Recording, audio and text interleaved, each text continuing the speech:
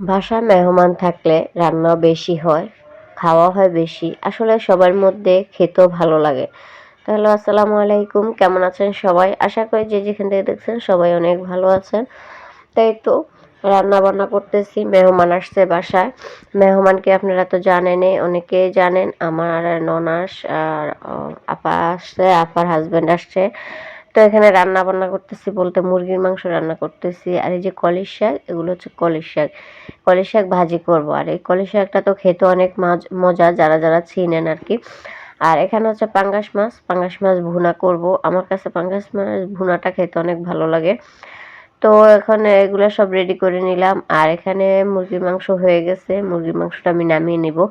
আর নতুন আলু ছোটগুলা এরকম আস্তে আস্তে দিয়ে রান্না করলে অনেক বেশি মজা লাগে। আর মুরগির মাংস তো একটু ঝোল রাখলে ভালো লাগে, কারণ আমার ছেলে খালি ঝোল চায়। ও হচ্ছে খেতে গেলে বলবে মামাকে ঝোল দাও, তাই জন্য একটু ঝোল রেখে দিলাম। আর এখানে হচ্ছে ছোট ছোট ইলিশ মাছের বাচ্চা, মাছগুলা ভাজি করতেছি। শুধু ভাজি করব, কোনো পেঁয়াজ টেয়াজ দিব না, কারণ এই মাছগুলো শুধু ভাজি করে খেতে অনেক মজা লাগে। তো যাই হোক, এ তো ভাজা হয়ে গেছে, নামিয়ে নিলাম। আসলে আমরা খাবো না তো, তো 3 পিসের নিচে, কারণ এগুলো তো অনেক কাটা, আমার ছেলেও খায় না। তো এই জন্য অল্প করে ভাজলাম। আর এখানে হচ্ছে পাঙ্গাস মাছ ভুনা করতেছি। তো এখানে একটু আমি রসুন বাটা দিলাম, সামান্য একটু আদা বাটাও দেই আমি পাঙ্গাস মাছের সাথে। আর এখানে হলুদ গুঁড়ো মরিচ গুঁড়ো দিয়ে দিলাম। তো যাই হোক, এগুলো মশলা একটু ভালো করে কষায় নিলাম। কষাইলে মশলা যত কষাবেন তত তরকারি মজা হবে। আর লবণ দিয়ে দিলাম এই তো পরিমাণ মতো, আমরা যেহেতু একটু লবণ বেশি খাই। তো এখানে আবার একটা টমেটো দিয়ে দিলাম। আর টমেটোটা না কষাই আমি সাথে সাথে মাছটা দিয়ে দিলাম, কারণ টমেটো আর মাছ একসাথে আমি কষাই নিব। যেহেতু পাঙ্গাস মাছ মনে হয় যেন একটু সিদ্ধতে সময় লাগে, তো একটু পানি দিয়ে দিব, একসাথে দিয়ে দিলাম। যাই হোক, তো পানি দিয়ে দিলাম। আর এই পানিতে কিন্তু মাছটা হয়ে যাবে, আর কোনো ঝোল দেওয়া লাগবে না, এই ঝোলে হবে। তো যাই হোক, এটা হোক এখান দিয়ে, কারণ রান্না বান্না বেশি দুই চুল আমি রান্না করতেছি একটু তাড়াহুড়ার মধ্যে। আর এই তো রান্না হয়ে গেছে। আর যেহেতু আমরা একটু লবণ বেশি খাই বললাম, সেজন্যই তো লবণ আর একটু লাগবে মনে হইতেছে। আপনাদের ভাইয়া আবার লবণ না হলে অনেক রাগ হয়।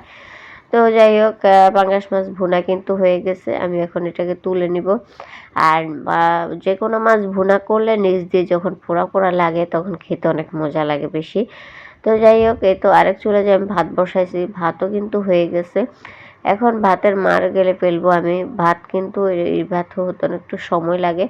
এই তো কলির শাক ভাজি করতেছি। কলির শাক আমি প্রথমে ভাপ দিয়ে নিব। একটু রসুন কুচি দিলাম, আর হচ্ছে এখানে কাঁচামরিচ লবণ দিয়ে দিলাম। লবণ দিলে শাকটা তাড়াতাড়ি মানে কি বলে এটাকে, শাকটা তাড়াতাড়ি নরম হয়ে যায়, একদম কমে যায়। তো এই তো আমি ভালো করে নেড়ে ভাপ দিয়ে নিব। শাক কিন্তু যে কোনো শাকে আগে একটু ভাপায় নিলে ভালো হয়, পরে ভাগার দিলে খেতে মজা লাগে। তো কলির শাক কিন্তু দেখা যায় অনেকগুলা, কিন্তু পরে দেখবেন অল্প একটু হয়ে যাবে। আর এই কলির শাকটা কিন্তু বেশি দিন থাকে না, খেতে অনেক মজা লাগে, সবাই অনেক পছন্দ করে আমাদের বাসায়। এই তো বাগার দিয়ে নিব।